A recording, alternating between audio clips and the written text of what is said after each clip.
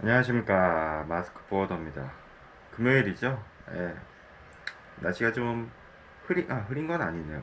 흐린 건 아닌데, 내일부터는 좀 비가 온다고 그러더라고요. 뭐 장마가 시작된다는 얘기도 있고 하는데, 뭐, 어쨌든 요번 한 주도 고생하셨습니다. 고생하셨고, 오늘은 좀 생각을 해보다가, 뭐, 제목을 농땡이 치기 좋은 곳? 아니, 농땡이 치기 좋은 곳이라기보다는, 요즘 또 워낙 자영업이 힘들다고 계속 언론에서 나오길래, 제가 좀 아주 자주 가는 한 곳은 이제 머리 깎으러 매달 가고 또 한 곳은 아주 자주 가는 그냥 좀 제가 이제 결혼을 늦게 뭐 개인적인 얘기지만 뭐 별로 재미없는 얘기입니다. 예. 결혼을 좀 늦게 했어요. 그래서 어, 두 번을 했는데 뭐 이혼했다는 게 아니라 이제 집사람이 이제 다른 나라 분이시라서 그 나라에서 한 번 하고 한국에서도 한 번 했는데 그 나라에선 그래도 38, 39에 한 것 같아요. 근데 코로나 때문에 이제 한국에서 결혼은 40에 했거든요. 그래서 애들도 좀 어려요. 그래서 육아도 같이 도와주고 일도 하느라 좀 힘든데 그럴 때마다 좀 가서 조금 머리를 식히고 한 30분에서 1시간 정도 뭐 속된 말로 개기는 그런 곳입니다.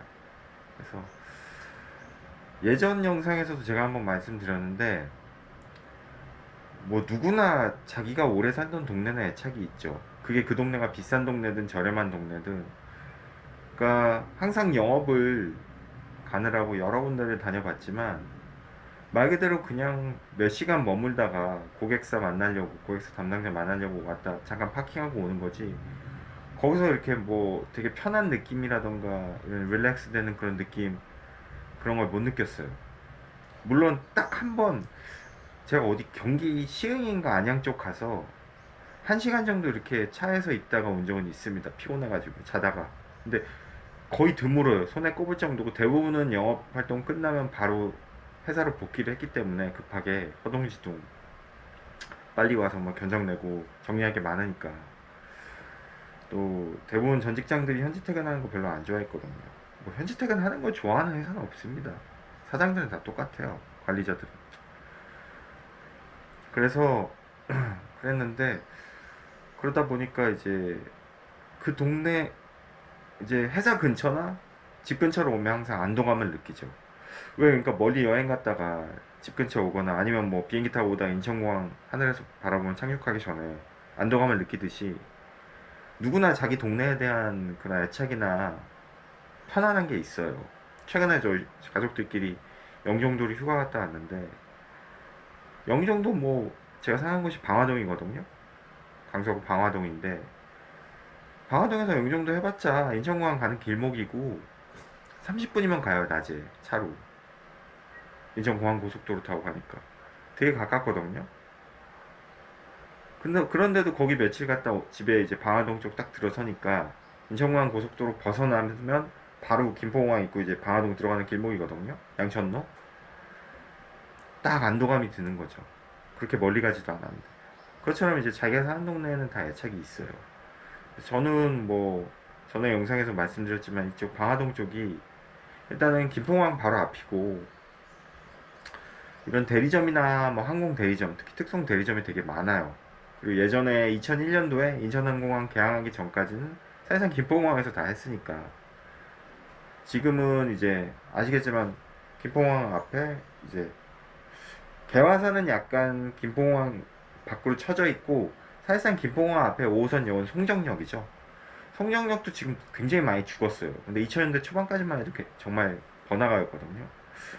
송정역도 많이 죽었고 그 송정역에서 공항시장역 올라오는 길에서 다시 공항시장역에서 올라오면 신방화역 그리고 이쪽으로 내려가면 이제 개화산역이죠. 예. 저쪽은 이제 마곡지대고.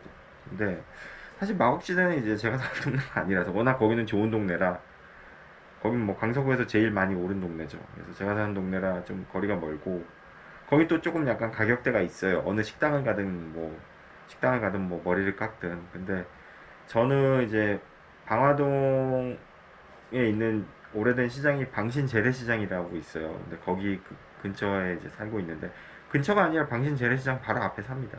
거기 아파트가 좀 몇 개 있는데, 그러다 보니까 이제 거기서 일하다가 이제 뭐야, 바로 아래 내려가면 걸어서 1분? 2분? 그 치킨집이 하나 있어요. 계림촌이란 치킨집인데,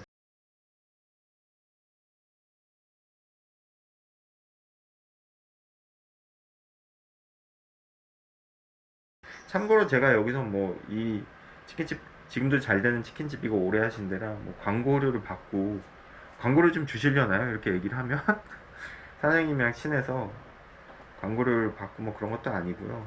그냥 기회 되실 때 한번 오시라고. 그러니까 놀아도 조금 싼 데 가서 놀아야 될 거 아니에요, 영업사원들. 그러니까 기회 될 때 한번 오시라고 말씀드리는 거고, 또 하나 소개시켜 드릴 때는 이제 이발소, 머리 깎는 데인데, 요즘 워낙 인플레이션 때문에 물가가 많이 비싸요. 그래서 여기가 원래는 이렇게 코로나랑 인플레이션 있기 전에 머리 깎는데 5,000원이었습니다. 부부가 하시거든요. 사장님이랑 사모님이 하시는, 부부가 하시는데,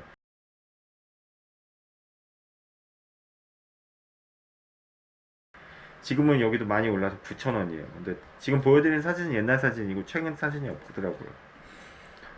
그런데 이 두 군데에 대해서 한번 그냥 뭐 소개? 아니면 뭐 썰을 좀 풀어볼까 하는데, 첫 번째로 계림초는 그냥 방신 재래시장 안에 있는 치킨집이에요.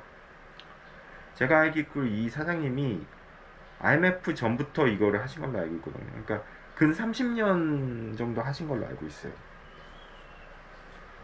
그러니까 되게 오래 하셨죠. 방신 재래시장도 되게 오래됐지만, 그냥 가면은 일단은 가격이 되게 싸요. 그러니까 치킨을 보통 혼자 가서 한 마리 먹기는 부담스럽거든요. 가격도 그렇고 양도 그렇고. 근데 여기는 반마리도 팔고 다리를 또 따로 해서 파니까 다리 5,000원어치 이렇게 해서 시킬 수 있거든요. 그러니까 미니멈 한, 그리고 조금 사장님이랑 친해지면 2,000원어치 3,000원어치도 시킬 수 있어요. 뭐라고는 하시는데 양이 적다, 너무 적다, 적은 거 아니야 그러는데, 그래서 저는 5,000원어치 닭다리 4개 나오거든요. 5,000원어치 시키면 닭다리 4개 시켜놓고 호프 하나 시켜서 뭐 500을 시키든 맥주 한 병 시키든 먹어요. 맥주 한 병에 호프나 맥주 한 병이나 지금 4,000원이니까. 그러니까 정확히 9,000원이면 그래서 맥주 한 잔이랑 치킨 한 마리, 한 마리는 아니지만 치킨 다리 4개 먹을 수 있는 거죠.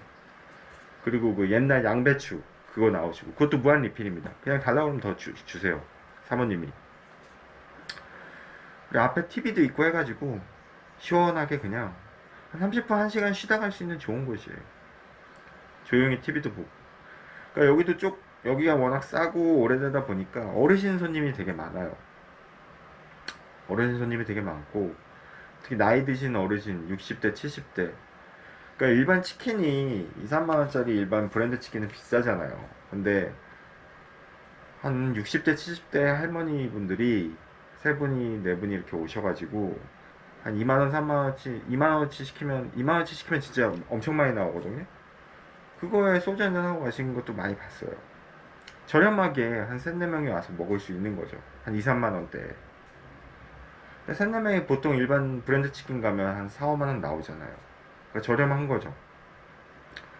그렇게 대낮에도 많이들 드시고 가시고, 또 저녁 때도, 특히 이제 저녁 때는 그 현자들이 많이 옵니다. 현자들이.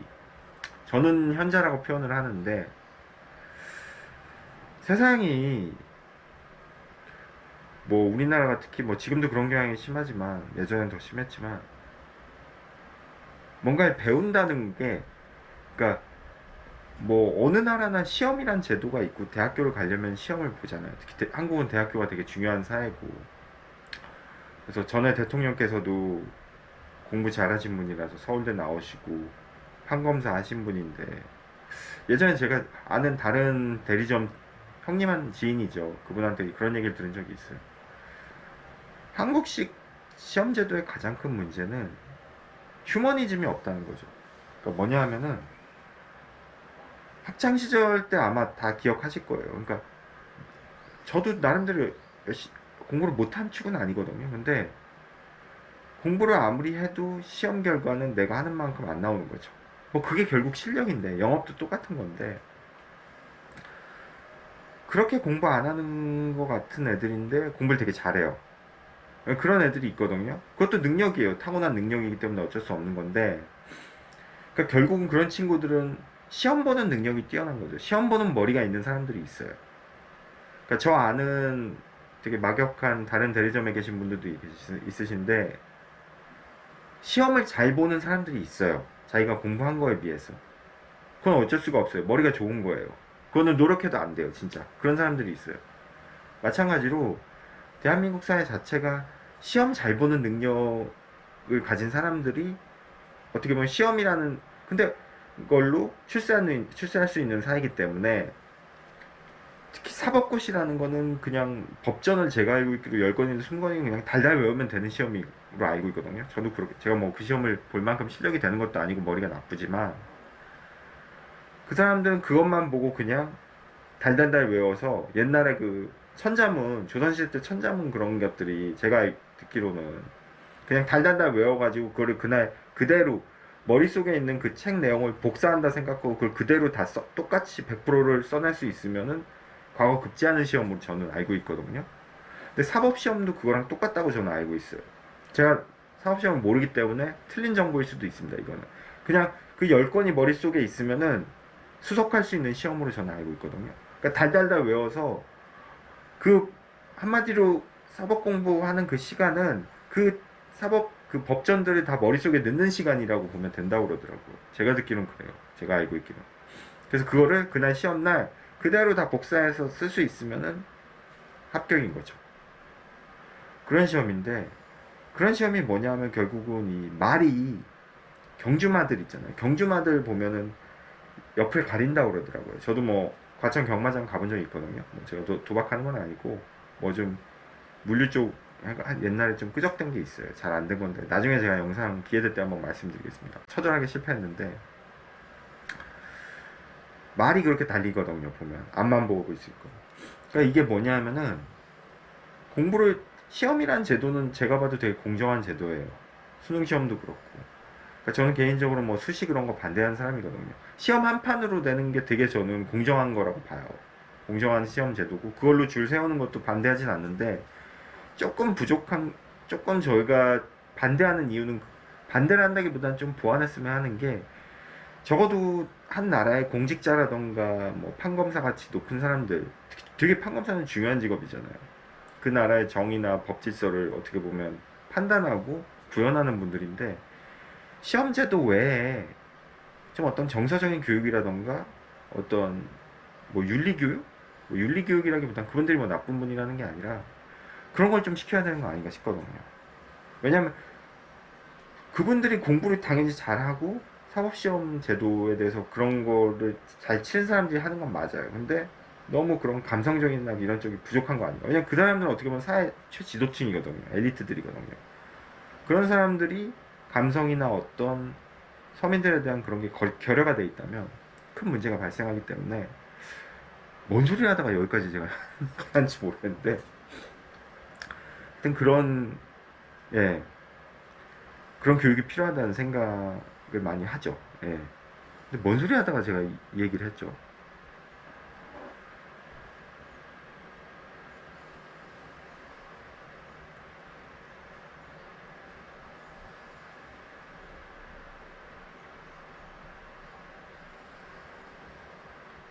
아, 생각이 났습니다. 그래서 그 현자 얘기를 하다가 여기까지 정말 엄청 많이 빠졌는데, 그 계림촌 얘기를 다시 돌아가서 갑자기 사법시험 얘기를, 제가 무슨 사법시험 공부한 사람도 아니고, 그 계림촌에 보면은, 아, 조금 노가다 하시는 분들이 되게 많이 오세요. 저는 뭐냐 하면은, 제가 이 얘기를 하려고 이 사법시험 얘기까지 했는데, 공부를 많이 하고 시험을 잘 보고 사회 지도층이고 뭐 의사, 변호사, 판검사 이런 사람들이랑 얘기해가지고 배우는 것보다, 제 개인적으로는 저는 그 계림촌에서 노가다 하시는 어르신들이랑 같이 앉아서 술을 한잔 한 적이 있어요. 엄밀히 말하면 술을 한잔 한 적은 아니고, 그날따라 제가 몇 시에 갔는지 기억은 안 나는데 자리가 꽉 찼어요. 근데 거기가 좌석이 많지도 않거든요. 사진 보여드렸지만 하나, 둘, 딱 4개 있어요. 4테이블이 있는데, 맨 구석 테이블에 이분이 또 TV가 이쪽에 있는데, TV가 안 보이게끔 반대편으로 이렇게 이쪽 바깥쪽이 보이게끔 돌아앉으신 거죠. 그냥 혼자 TV도 안 보시고 오신 거예요. 한잔 하시러. 정확히 그분은 딱 오셔가지고 닭 3,000원인가 5,000원치 시키시고, 어우, 대단하신 게, 맥주 500잔 있잖아요. 거기다 일단 소주를 다 부으세요. 한 병을. 정확히 한 병을 다 부으세요. 그리고 거기다 맥주를, 카스 산 거 그 한 병짜리 섞어서 드시더라고요. 처음 봤습니다. 그렇게 드시는 분인데, 제가 딱 왔으니까 저도 단골이니까, 거기 이제 사장님 사모님이 하시는 사모님이 이제, 난처해 하시면서 잠깐 기다려보라고 하시더니, 저도 그런 경우는 처음이었거든요. 그렇게. 저쪽에 혼자 계신 그분, 노가다 하시는 분, 그분, 양해를 구하시더라고요. 근데 그분이 괜찮다고 와서 앉으라고 해서, 어떻게 하니까 마주 앉았어요. 당연히, 술상은 따로죠. 제 메뉴, 저도 이제 5,000원을 시키고 저는 맥주 한 병 시켰는데, 일단은 그분께 어르신 감사하다고 그러니까 괜찮다고 이러면서 또 먹는 건 되게 좋으신 분이었어요. 그래서 양해를 구하고 같이 앉았는데 처음엔 말을 안 하다가 이제 어색하니까 마주 앉았으니까 이런저런 얘기하다가 저는 이제 TV가 보이는 쪽이라 정치 뉴스 막 그런 걸 하길래 정치 뉴스 좀 제가 봤어요. 그러니까 그 어르신이 딱 저한테 그러시더라고요. 정치에 관심이 있냐고 그러시더라고요. 그래서 제가 정치에 관심이 있다기보단 그냥 뭐 그때가 이제 대선 전이었거든요. 이런 식으로 그냥 뭐 저도 투표를 해야 되니까 뭐 보고 있다. 근데 그분이 그런 얘기를 하시더라고요. 자기가 이제 60이 넘었는데 자기 노가다 하는데 다 그놈이다고. 아직은 젊어서 뭐 희망이 있고 정치에 관심이 있는 것 같은데 그놈이고 지금 정말 중요한 거는 민주주의냐 민주주의가 아니냐가 문제가 아니라 언젠가부터 우리나라 사람들이 민주주의를 외치지만 실제 대한민국이 민주주의 국가인 게 아니라 이상한 쪽으로 방향을 흘러간다 하면서 이런저런 얘기를 하시는데 제가 더 이상 얘기는 하진 않겠습니다. 왜냐면 제 채널은 정치 채널이 아니기 때문에 또 그분 개인적인 생각이에요. 근데 결론인 즉슨 그분은 조금 회의를 느낀다는 거죠. 그러니까 요즘 정치인들은 약간 연예인이고 쇼다. 실제로 나라를 위해서 일하는 사람이 없다. 뭐 그런 식으로 얘기를 하셨는데 일단 제가 방금 말씀드린 정치 채널이 아니기 때문에 정치 얘기는 하지 않겠습니다. 그냥 그렇게 얘기를 들었는데 제가 듣기에는 그분 말이 맞아요. 그리고 되게 지혜로운 말씀이고 뭔가 이 세상을 꿰뚫은 것 같은 그런 현자, 도사의 느낌을 받았거든요. 그래서 그런 분, 그러니까 노가다를 한다는 거는 전 노가다를 솔직히 못 해봤고 제가 제일 지금까지 했던 힘든 일은 육체적으로 말이에요. 군대 가기 전에 한 3개월 동안 제가 고등학교 배식 알바를 한 적이 있어요. 배식 지원. 첫날 하고 허리가 끊어지는 줄 알았거든요. 그것도 벌써 한 25년 전 얘기 같아요. 첫날 하고 허리가 끊어지는 줄 알았어요. 근데 어쨌든 군대 가기 전에 시간이 3개월이 있었기 때문에 3개월 동안은 하기로 해가지고 했어요. 그래서 3개월 끝나고 나서 거기 이제 배식 회사 팀장님이 하루하고 관두고 도망치고 안 나온 애들이 수두룩한데 그래도 3개월 버텨줘서 너무 고맙다고 그런 얘기 해주면서 보너스로 한 5만 원인가 더 주셨거든요. 근데 힘든 일을 하면 느끼는 게 그러니까 인간은 정신이 육체를 지배하는 것도 맞지만 육체가 정신력을 지배하는 경우도 많거든요. 근데 저는 노가다 하시는 분들을 좀 존경하는 게 노가다가 쉬운 일이 아니잖아요. 육체적으로 힘들면 사람이 정신적으로 좀 무너진다고 보거든요. 그러니까 우리가 왜 국토대장정 같은 거 옛날에 뭐 요즘은 그런 것도 잘 안 하지만 국토대장정 막 그런 거 저 어릴 때는 많이 저는 해본 적 없는데 TV 보면 방학 때 그런 거 많이 하거든요. 대학생들 막 그러면서 그거 하면서 커플도 생기고 막 왜냐면은 그냥 이 닥치고 그냥 걷는 거예요. 뭐 부산부터 서울까지 그냥 진짜 막 2주 3주씩 생각을 해보세요. 조선시대 때도 그렇게 안 했는데 조선시대 때도 2주 3주 만에 그렇게 서울에서 요즘 같은 현대사에 차로 몇 시간이면 오는 길을 걸어서 그냥 오는 거예요. 얼마나 힘들겠어요. 뭐 발 터지고 물집 생기고 난리 나죠. 근데 그러면서 그 고통이잖아요. 그게 되게 힘들고 그러면서 배우는 게 있으니까 그 짓거리를 하는 거거든요. 어떻게 보면은. 그러니까 이게 뭐냐면은 자꾸 딴 얘기하는데 죄송합니다. 아메리칸 스나이퍼라는 영화 혹시 아시는지 모르겠는데 클린트 이스트우드라고 미국에서 되게 유명한 배우예요. 약간 보수의 상징, 보수의 아이콘 그런 배우인데 이 사람이 또 옛날에 NRI라고 그 National Rifle Association이라는 단체가 있어요. 미국에 미국 총기 협회인데 미국이란 나라는 되게 재밌는 게 그 미국은 되게 또 이런 미국 얘기 근데 좀 죄송합니다. 딴 얘기 미국은 이익단체에 의해서 어떻게 보면 돌아가는 나라예요. 뭐 의료 쪽도 그렇고 뭐 미국 의료보험협회라던가 유대인 단체, 총기협회, 변호사협회 이런 막강한 로비. 미국은 로비가 합법이거든요. 우리나라는 로비가 불법이지만 미국은 정치 로비가 합법이에요. 근데 그런 정치권의 로비를 제일 많이 하고 가장 미국에서 파워가 센 단체가 NRI. 방금 말씀드린 미국 총기협회고 그렇기 때문에 미국은 절대 총이 없어질 수가 없어요. 그러니까 민주당에서는 없애려고 하지만 절대 안 없어집니다. 미국의 상징이고 미국의 건국 이념이 총이기 때문에 절대 안 없어지고 거기에 회장이었던 사람이 제가 알기로 클린트 이스트우드란 배우예요. 미국 보수의 상징이죠. 그래서 영화들도 되게 보수적인 영화가 많아요. 재밌긴 재밌어요. 이 영화도 그런 영화인데 이라크 전쟁 때 135명인가 150명 이라크 그 스나이퍼나 군인들 중요한 암살 저격수죠.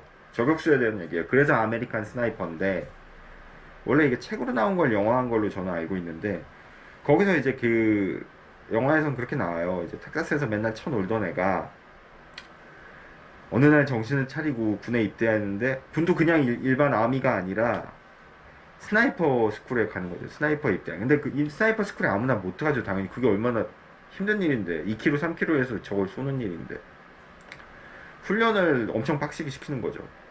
근데 말도 안 되는 훈련이에요. 막 그냥 자고 있는데 깨우고 밥 안 먹이고 그냥 인간을 그냥 말도 안 되는 훈련을 시켜요. 뭐 물에 빠뜨려 놓고 뭐 견디게 하고. 근데 거기 교관들이 항상 하는 얘기가 있어요. 반복적으로. 그래 고문이에요. 거의 고문 수준인데 힘들게 하는 거죠. 온 몸을. 언제든지 포기하고 가라. 그러면서 저기 앞에 종이 있어요. 종을 땡치면 포기하고 가는 거. 언제든지 포기하고 집에 가라. 우린 니네들 그래 이렇게 만들 거다. 그러면서 그 주인공한테도 그래. 언제든지 포기하고 가라. 그래서 실제로 영화에서 수많은 애들이 중간에 포기하고 종치고 가요. 그게 뭐냐 하면 그 종치고 포기한 사람들이 스나이프 스쿨 들어올 때 다짐이 얼마나 대단했겠습니까? 큰 결심을 하고 오는 거죠. 근데 왜 포기를 하는 거예요?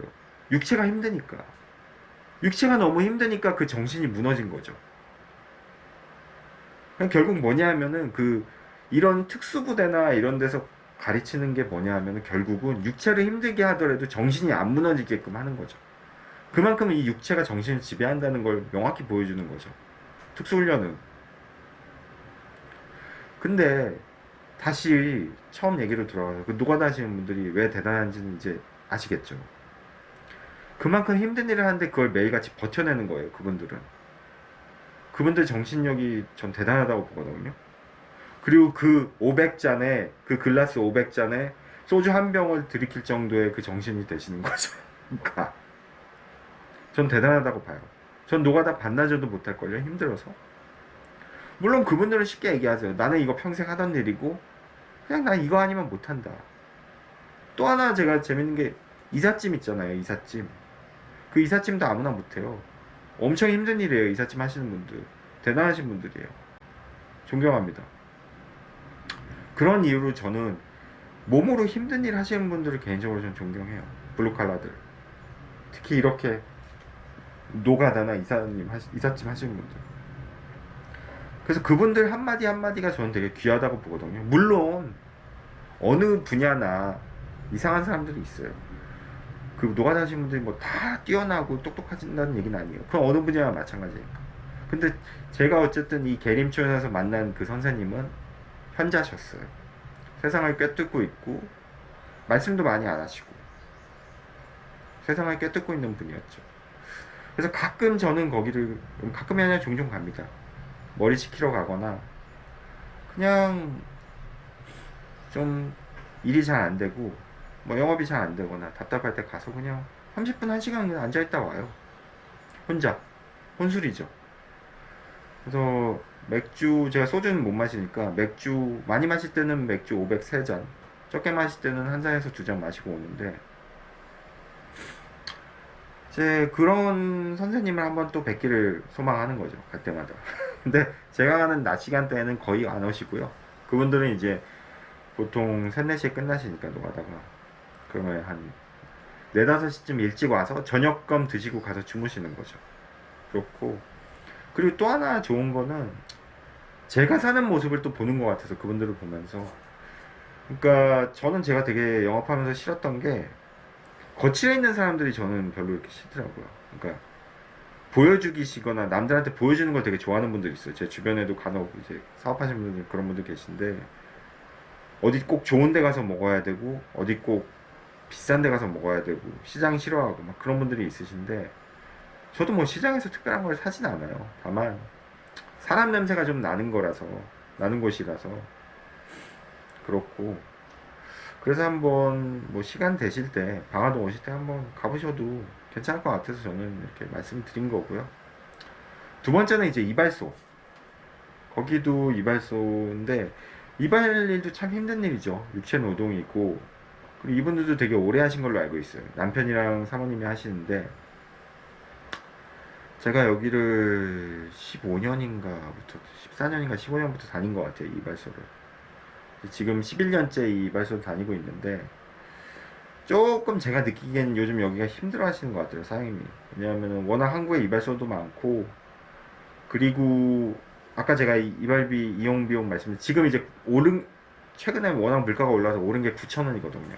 근데 사실 저는 거기서 5,000원대부터 다녔기 때문에 지금 9,000원도 저는 되게 싸다고 봐요. 주변 시세에 비하면. 아무리 싼데 제가 봐도 10,000원, 11,000원 이렇거든요. 남자 머리 컷하는데. 근데 이제 요즘 워낙 경기가 안 좋고 여기 방화동이 그렇게 잘 사는 동네가 아니다 보니까 1,000원, 2,000원이 아쉽기 때문에 확실히 이발 여기서 하시는 손님들이 준 거를 저도 느껴요. 그래서 사장님들도 고민이 많으신 것 같고 그런데 어찌됐든 뭐 비용이 계속 올라가니까 물가가 그러니까 9,000원까지 올리신 것 같은데 조금 손님이 줄어서 혹시나 없어지지 않을까 저는 그런 걱정이 생기거든요. 그래서 좀 안타까운데 뭐 솔직히 말씀드리면 고급 이발소처럼은 당연히 못 깎죠. 기계로 하기 때문에 기계로 깎기 때문에 근데 제가 만족할 만큼 확실히 깎아주시고 해가지고 한번 지나가시는 게 근데 워낙 까다롭고 좋은데 좋아하시면 싫어하실 수 있어요. 그래서 한번 저는 추천을 드리는 거고요. 예, 그렇습니다.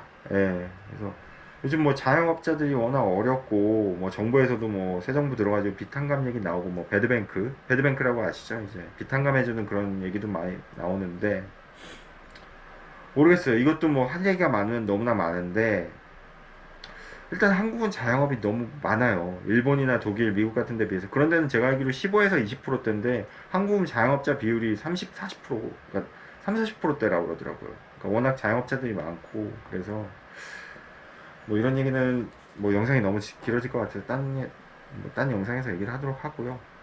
오늘도 조금 두서는 없었지만 이렇게 또 현자를 만났던 동네 치킨집에 대해서 좀 얘기를 해봤습니다. 이발사랑. 예. 주말 잘 쉬십시오. 마스크 보여드렸습니다.